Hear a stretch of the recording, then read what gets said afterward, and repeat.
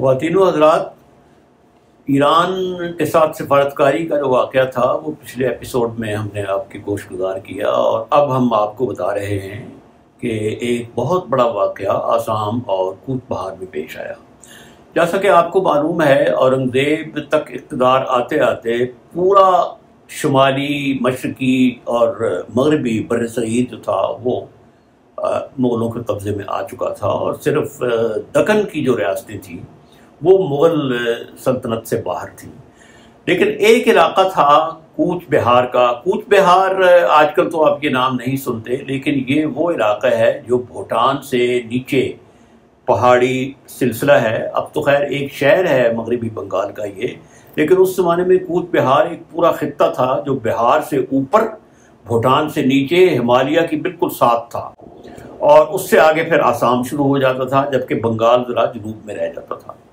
तो ये इलाका अकबर ने और जहांगीर ने भी फतह किया था, लेकिन ये जंग तख्तनशीनी में ये इलाका फिर आज़ाद हो गया। दे ब्रोक ऑफ, और ये इन्होंने अपनी आज़ादी डिक्लेयर कर दी। बंगाल का गवर्नर औरंगज़ेब ने बनाया था मीर जुमला को, और आपको याद दिलाता चलूँ कि मीर जुमला जो था ये गोलकंडा का था, हीरों का ताजिर था, और औरंगज़ेब की दोस्ती इसके साथ या ताल्लुक़ इसके साथ उस वक्त से था जब औरंगज़ेब दक्कन का गवर्नर था। आप औरंगज़ेब की ज़िंदगी के मुख्तलिफ अगर वाक़यात देखें, उसके दोस्त देखें, उसके दुश्मन देखें, उसकी कामयाबियाँ या उसकी नाकामियाँ देखें, तो कहीं ना कहीं आपको दक्कन का हवाला ज़रूर मिलेगा। उसकी वजह यह है कि वो तवील अरसे तक दक्कन का गवर्नर रहा, और एक लिहाज से वो उसका दूसरा घर बन गया। तो मीर जुमला भी ये एक तोहफ़ा था जो कुदरत ने उसे दोस्त की शक्ल में दिया। तो जब बंगाल का गवर्नर मीर जुमला था तो औरंगज़ेब ने उसे हुक्म दिया कि कूच बिहार और आसाम को फतह करके मुग़ल सल्तनत में शामिल किया जाए। उसने कूच बिहार तो फतह कर लिया, उसके बाद वो आसाम में घुस गया। अब आपको पता है कि आसाम आजकल भी हमेशा शोरश और बदअमनी का मरकज़ रहता है, और बंगाल की तरह आसाम भी, उसमें बहुत बारिशें होती हैं, पानी उसमें हमेशा जल थल रहता है, डेल्टिक किस्म का एक इलाका है। अगर आप आसाम के लोगों को देखें, जिस तरह मैं रहा हूँ बांग्लादेश या मशरक़ी पाकिस्तान में, तो सिलहट जो बांग्लादेश का हिस्सा है और उस वक्त मशरक़ी पाकिस्तान का हिस्सा था, तो वो आसाम का शहर था। तो ये लोग जो हैं, ये इनका शक्ल सूरत, इनके फीचर्स, नकूश चेहरे के, ये बिल्कुल अलग हैं बर्रसगीर के लोगों से। ये बेसिकली मंगोलों की एक ट्राइब किस्म की थी जो बिल्कुल अलग हैं।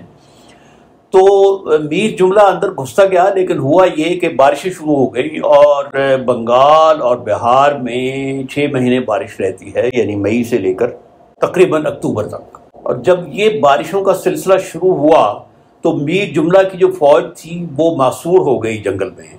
उसके पास सारे रस्म वसाइल के आमद व रफ्त के ज़रिए कट गए, अपने मुस्तक़र से, रेर से उनका कोई राब्ता नहीं रहा, खुराक की सप्लाई बंद हो गई, हमले वो नहीं कर सकते थे। लेकिन आसामी अब अपने पर आ गए, और वो चूँकि इस तरीके ज़िंदगी के आदी थे, यहीं उनकी पैदाइश हुई थी, यहीं उन्होंने मरना था, तो ये मौसम उनको खूब रास आता था, तो उन्होंने इनको खूब तंग किया। लेकिन ये 6 महीने का अरसा मीर जुमला ने बड़ी बहादुरी से काटा, और वो इस तरह के अपने जो मासूर सिपाही थे उनके साथ ही वो ज़मीन पर सोया और उन जैसा ही खाना खाया, उनके मुराइल को गिरने नहीं दिया। तो 6 महीने इन्होंने जूं तरह काटे। उसके बाद बारिशें थमी, इनके रवाबित अपनी आर्मी से जुड़े, इनको सप्लाईज मिली, इनको असलहा मिला, कुमक मिली। उसके बाद उसने आसाम को फतह तो कर लिया, लेकिन इस सारी कश्मकश में वो इतना थका कि वापस जाते हुए रास्ते में उसकी वफ़ात हो गई। लेकिन ये याद रहे कि आसाम और बिहार का इलाका जो था, आसाम और कूच बिहार का इलाका जो था, ये कभी पुरअमन नहीं रहा। उसके बाद भी कुछ अरसे के बाद फिर वहाँ शोरिश बर्पा हुई, और ये कभी अंदर कभी बाहर इस तरह रहा, और ये मुग़ल सल्तनत का एज सच कभी एक पुरअमन, मुस्तकिल और पायदार हिस्सा नहीं रह सका। उसके बाद हम आते हैं बंगाल की तरफ कि चिटागांग जो था, वहाँ पर कज़ाक बहुत ज़्यादा थे, एक तो पुर्तगीज़ी थे वहाँ पर। अब ये जो चिटागांग का या जो बंगाल का जनूबी हिस्सा है, जो इस वक्त बांग्लादेश के पास है, जिसको खलीज बंगाल कहते हैं, ये भी बड़ा मुश्किल इलाका है। इसमें बहुत पानी है, बारिशें हैं, डेल्टे हैं, बहुत दरिया है, बहुत झीलें हैं, اور خشکی کا اس پر بہت کم اثر رسوخ ہے۔ تو بنگال کے گورنر کے ذریعے اس نے چٹاگانگ کو پر قبضہ کر لیا، اور یوں یہ جو شورش تھی قزاقوں کی اور پرتگیزیوں کی جو عمل دخل تھا یہ بھی ختم ہو گیا۔ تیسرا جو مشہور واقعہ تھا وہ یہ کہ افغانستان میں شورش برپا ہوئی۔ تو جس طرح کہ آپ کو پتہ ہے جو افغان ہیں اور جو جس طرح کے پختونوں کا ایک لحاظ سے مزاج ہے، تو اکبر کے زمانے میں بھی اکبر نے ان پر تلوار کے ذریعے نہیں بلکہ کچھ پھوٹ ڈال کر کچھ پیسے دے دلا کر ہمیشہ ان کو اپنے ساتھ رکھا۔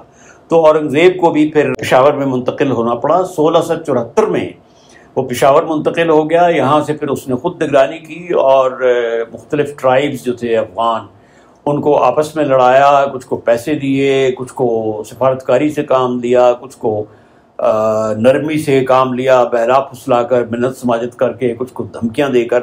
اس عرصے میں وہ حسن ابدال میں بھی 2 یا 3 دفعہ اس نے قیام کیا اور بہت لمبا عرصہ اس نے قیام کیا۔ جو بڑا واقعہ پیش آیا وہ یہ کہ اس کا ایک جو بہت بڑا کمانڈر تھا جسونت سنگھ راٹھور، جو مارواڑ کا راجہ تھا، وہ کابل میں اس کی طرف سے کمانڈر تھا، اس کی وہاں ڈیتھ ہو گئی۔ اس کا بیٹا جو تھا وہ بھی وہیں پر تعینات تھا، اس کی بھی ڈیتھ ہو گئی۔ تو اب مارواڑ کی جو یہ ریاست تھی نیم خود مختار، جس کا راجہ جسونت سنگھ اورنگزیب کا ایک ماتحت تھا یا باج گزار تھا، اب سوال یہ پیدا ہوا کہ اس کا جانشین کون بنے۔ کوئی اس کی اس وقت اولاد نہیں تھی، تو اس نے اس کے جو بھائی کا ایک پوتا تھا اندرا سنگھ، اورنگزیب نے اسے جسونت سنگھ کا جانشین مقرر کیا۔ لیکن راجپوت آپ کو پتہ ہے بہت سخت قوم ہے، انہوں نے اسے جانشین ماننے سے انکار کر دیا۔ دلچسپ بات یہ ہوئی کہ جسونت سنگھ جو آن جہانی ہو چکا تھا، اس کی 2 بیگمات اس وقت حاملہ تھیں، یعنی بچہ پیدا کرنے والی تھیں۔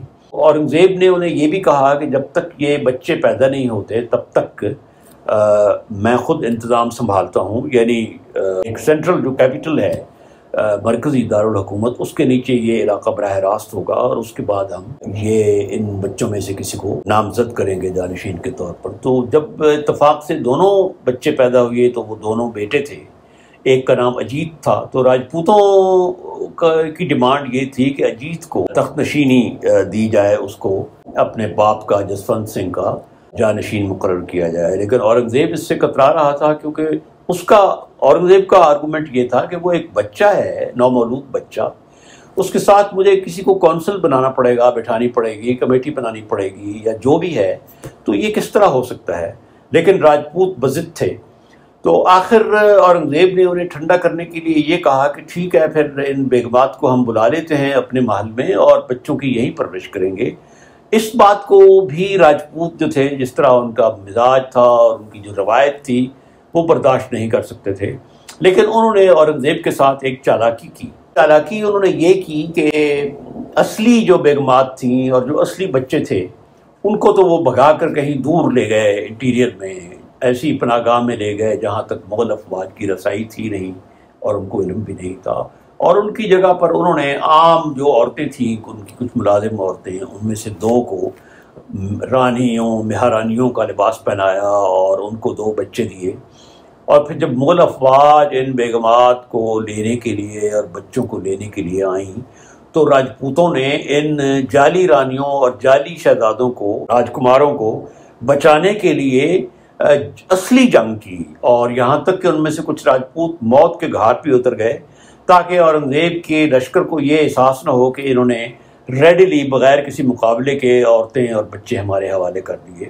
تو وہ جو جعلی بچے تھے وہ اورنگزیب کے پاس چلے گئے اور وہ انہیں اصلی راجکمار سمجھ کر ان کی پرورش کرتا رہا، یہاں تک کہ جو اصلی شہزادے تھے جسونت سنگھ کے بیٹے راجکمار، وہ بڑے ہو گئے۔ اورنگزیب ان کو اصلی بیٹا نہیں مانتا تھا، وہ ہمیشہ ان کو جعلی شہزادہ کہتا تھا۔ لیکن اس کا ماتھا اس وقت ٹھنکا جب ایک بہت بڑے راجپوت سردار نے اپنی خاندان کی بیٹی کے ساتھ اجیت کی شادی کر دی۔